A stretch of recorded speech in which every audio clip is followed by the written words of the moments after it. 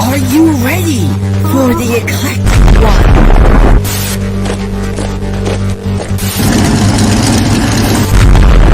AKA Pat is here. Everyone, hey everyone, we are here.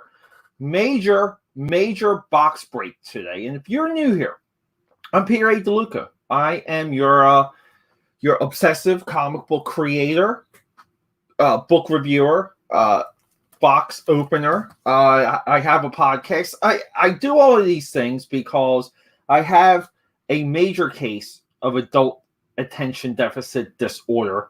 And, I guess anyone that follows my feed realizes that. So we got some cool things here. We got, real quick, the akapad.com. You can get yourself some Wolfpack trading cards. There's going to be like different levels for these. There's going to be maybe some like special hologram or like etched ones that are going to go out to akapad.com generals, supporters of mine that are legit a part of the AKA Pad Army. And then down here, we have Indiegogo, Dark Hero. It's in progress every single day, along with a lot of my other books. Last night, for anyone rejoining me, last night we did we went through this, the Bruce Timm Big T's, and we good crash course on Bruce Timm. We reviewed some of his Batman work. We reviewed some of his Masters of the Universe work. We like to do a narrow focus on themes, creators, and studios here.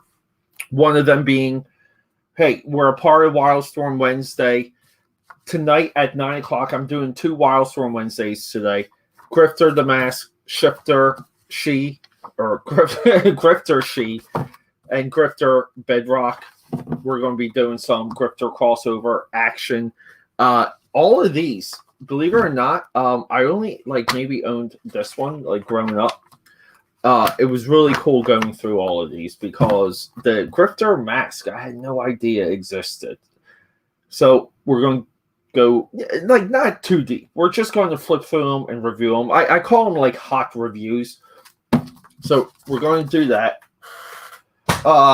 What's below here, this is from Monday Night Draw and Claw. This is my weekly Monday night show where I just say the hell with it, and I just start drawing things and hanging out with all of you while drinking White Claws. And then we have the star of the show. So trading card, this is a very big trading card year for me. I'm doing a lot of promotions. These are the trading cards I printed for Uzi Susie.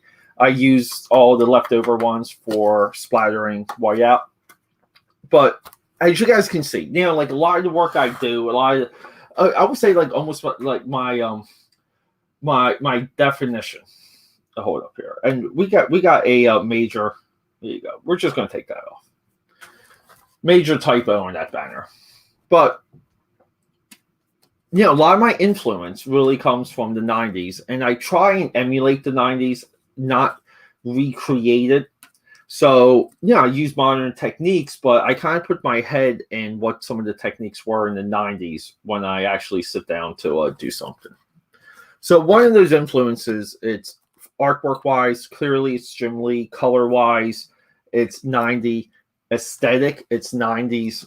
We can get a little bit closer too, right? Like this teal background here, I use this a lot in my coloring. This is what I would call the second greatest trading card set of all time. I was first trading card set being 1992 Marvel Masterpieces, also from the same year. So this year, I've done a lot of box breaks. I've done a lot of box breaks when it comes to Wildstorm. The reasoning for this is because I think growing up, I robbed myself of really understanding what Wildstorm was doing. And as an adult, I get a lot of satisfaction in realizing how intelligent and smart of a company Wildstorm was. I think of all the image houses, Wildstorm is the best by far. I think more millionaires came through Wildstorm. I think more of a business process management came through Wildstorm. I think better products came through Wildstorm. You can say what you want about McFarlane and toys, but Jim Lee literally created a giant entertainment company. And Jim Lee later would go and create some really outstanding trading card sets. I love single effort sets. The Joe Jusko 92 masterpieces, all of them, all 104 cards, I believe, with the 5 bonus cards from the tin. It's phenomenal that someone can do that level of work. This is phenomenal that Jim Lee could do this while maintaining, like a monthly book. So this is pre-trading card boom. We're factory sealed still. What we're looking for is holograms. What we're looking for, Deadpool cards, right? I mean, Deadpool's hot. These were on my radar for a while, and the trading card boom kind of like spiked in the aftermarket. So these shot up in price. So this relatively, I would say, is a $250 to a $500 box. Okay. The most expensive box break your boy is doing here. But I don't know. I think if you cannot enjoy something, like, don't spend the money. Don't spend the money if you can't enjoy it. Now, here's the funny thing. The breakup value for this is not $500. It's really not, unless you get one of the autograph cards, which comes stamped. I had the cable one of these at one time. I sold that on eBay, I think, for $300, and that was a long time ago. That was more, maybe close to 10 years ago, I would say. But let's have a look. Now, I'm always paranoid when we do box breaks because with some of the UV coating, these can stick together. Now, let's just have a look. Because I'm very curious. These are uncoated cards, so they shouldn't stick. But off the top, we have Forge. But look at the colors.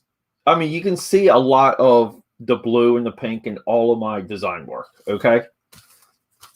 What do we have in here? Mental Powers. This is kind of cool. Look, the inside of the pack is the reader for the cards. So the meter is the best. Okay. The meter here and the meter for Marvel Universe Series 2. It's pretty awesome. But Jim Lee is just on another level with these. X-Force, Proteus. This is going to be a puzzle. So maybe we'll put some of the puzzles aside. Always love this Iceman pose. Sauron.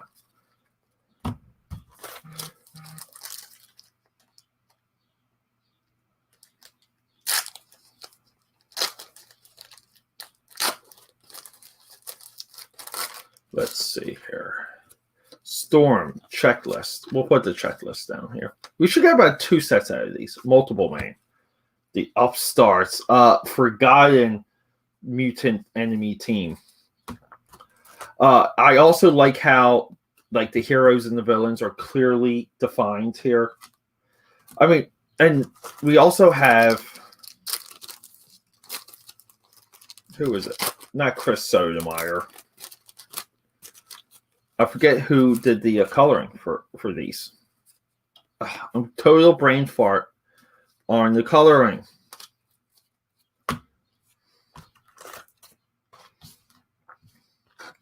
Not Richard Asimov.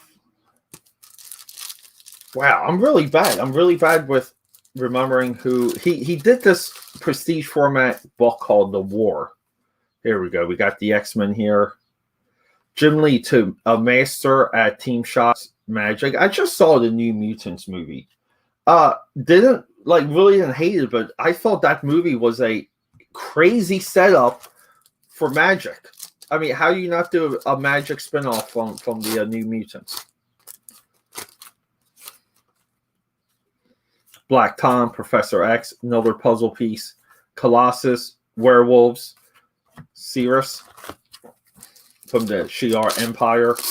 But see, Jim Lee is just so good with some of these details. The embossing, or almost like the printed fabric for Black Tom's chair here. Like really cool. And look, we have a Paul Mounts. There we go. We have an upside down signature right here. Jim Lee Paul Mounts. Paul Mounts. Paul Mounts did this one prestige format book for Marvel called The War. Look at Roma. Like really cool. Siren, Lady Deathstrike, Archangel. And Jim Lee's really good with placing his signature. I'm not. A lot of times I'll do something. I just don't care. Gambit, rocking and rolling. Look, look at the detail for this movie. Like at the pool hall, 2 characters, 1 card. I've been trying to draw trading cards in the size that Jim Lee drew these in, based on some of the original artwork that I've seen. I think we have our first hologram, people. Let's just get to it real quick. Yes, our first Holly, Wolverine, ripping right through a Danger Room robot. And look at that hair. Very cool, very nice. Let's just put that one to the side. Holograms, we're just going to put holograms right there. Yeah. So here's the funny thing. So Marvel did some covers like a year or 2 ago that they just took the artwork from this trading card set and they recolored it. And the dude that colored Bishop's smoke, I'm pretty sure he colored it the wrong color. This technically might be the wrong color too, because his power's pink. So maybe it's the opposite. Maybe the cover corrected the incorrect Paul Mounts. But the level of detail, the shadowing, and the overall forms within this set, it's phenomenal. People, we have back-to-back holograms. We have a Gambit right here. Awesome. Captain Britain. His Magneto. I love just the chunkiness of the Magneto debris here.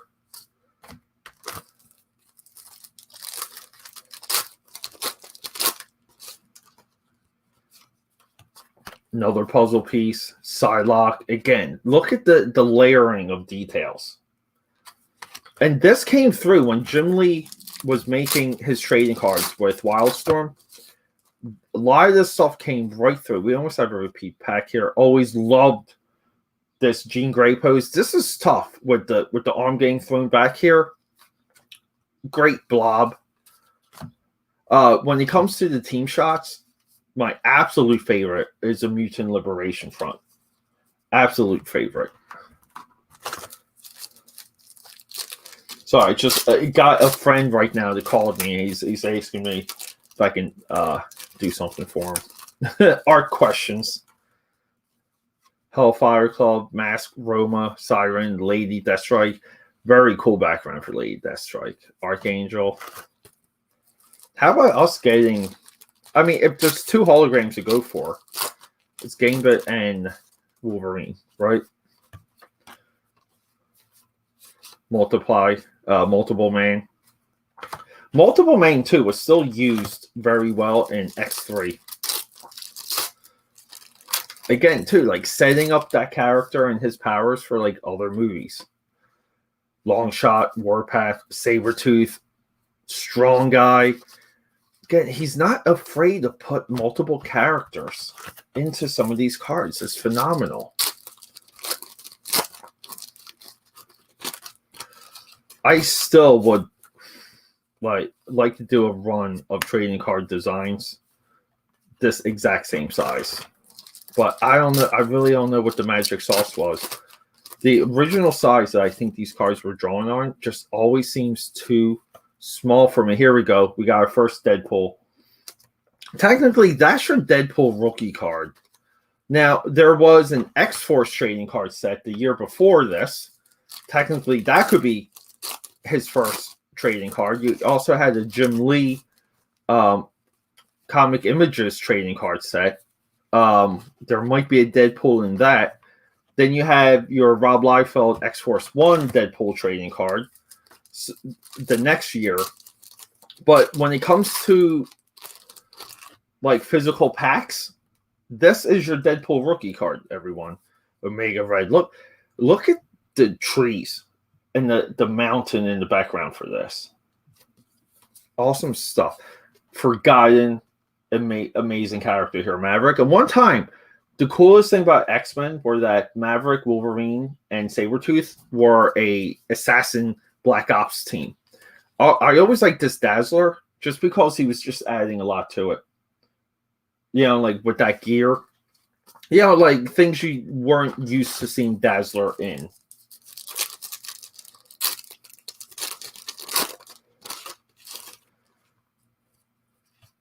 TechNet from Excalibur, Starjammers, great card. Look at the pose for Mystique. So some of these cards got that funky background. This is the same type of like Photoshop filter that Lady Deathstrike had.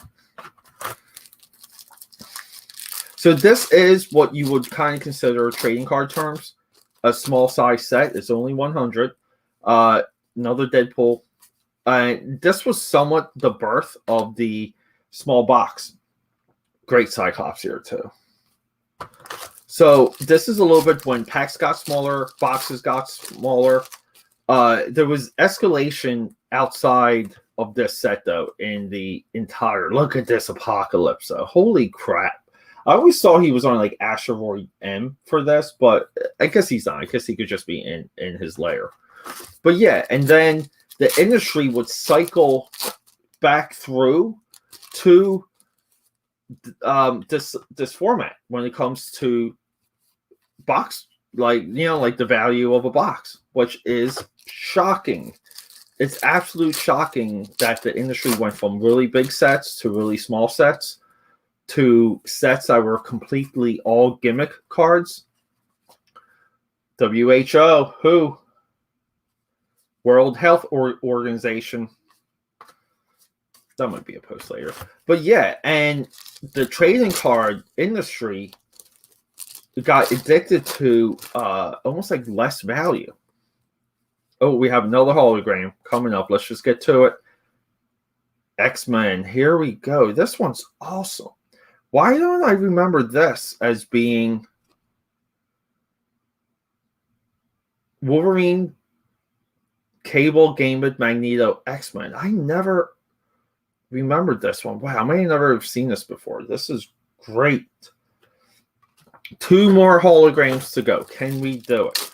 But yeah, and the industry kind of got addicted to more expensive printing process when it comes to their cards. Look at this Domino. Holy shit. Jim Lee was in another element to the like with this. And like we forget too that Jim Lee would go on here, create, you know, or be a part of the Adjectiveless X-Men series.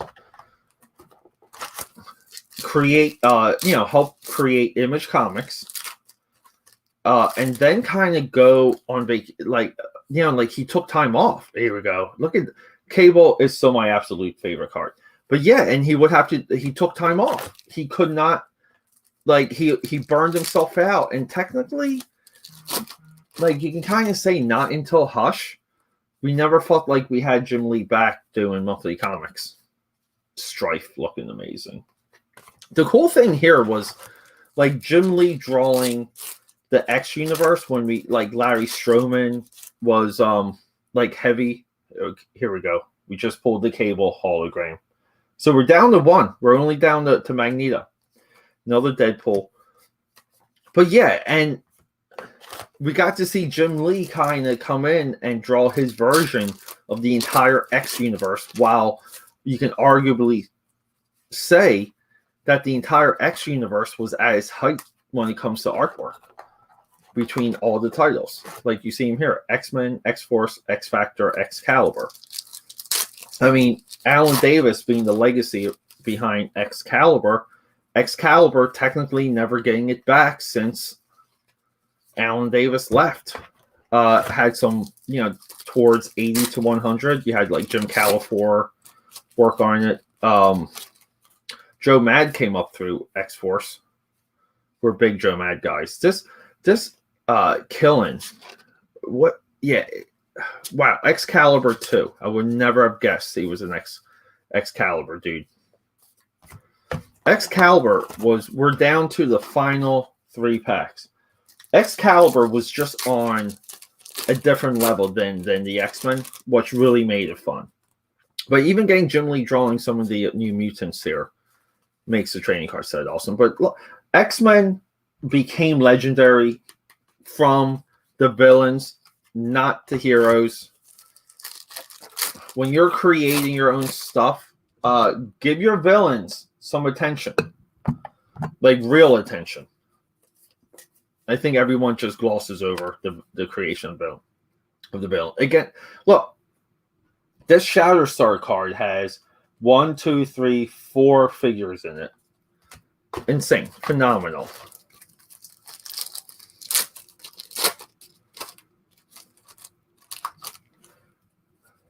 Another Cable.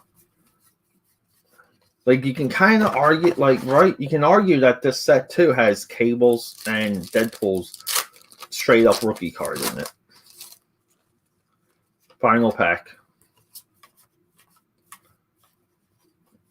Really nice. Look at Lilandra, too. Look at her medal. I just love the alien, like, window with the planet in the background. Mojo 2, which I'm not really familiar with.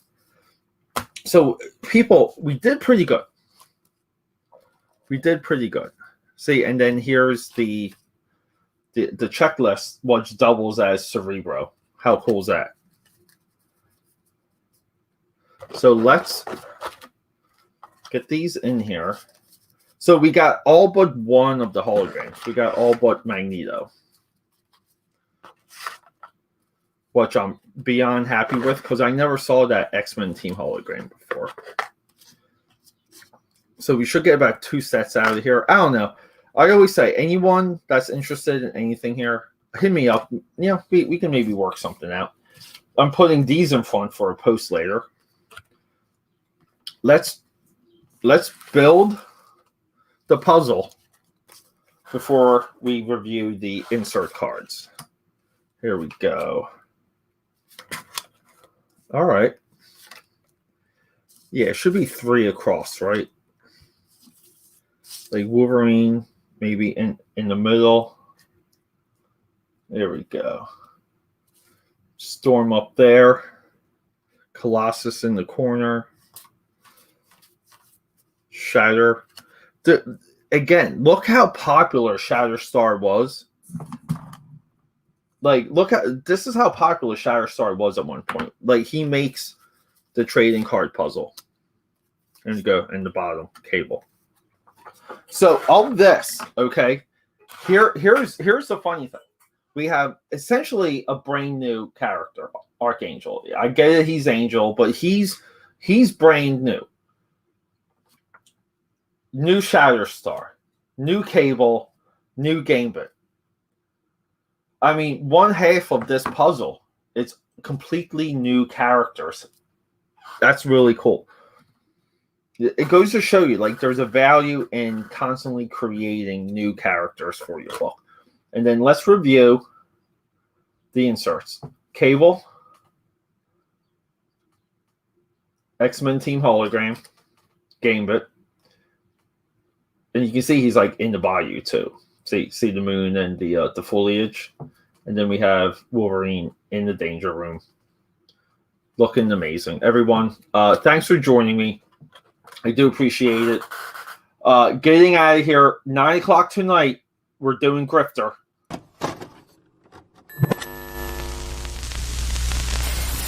Are you ready for the eclectic one?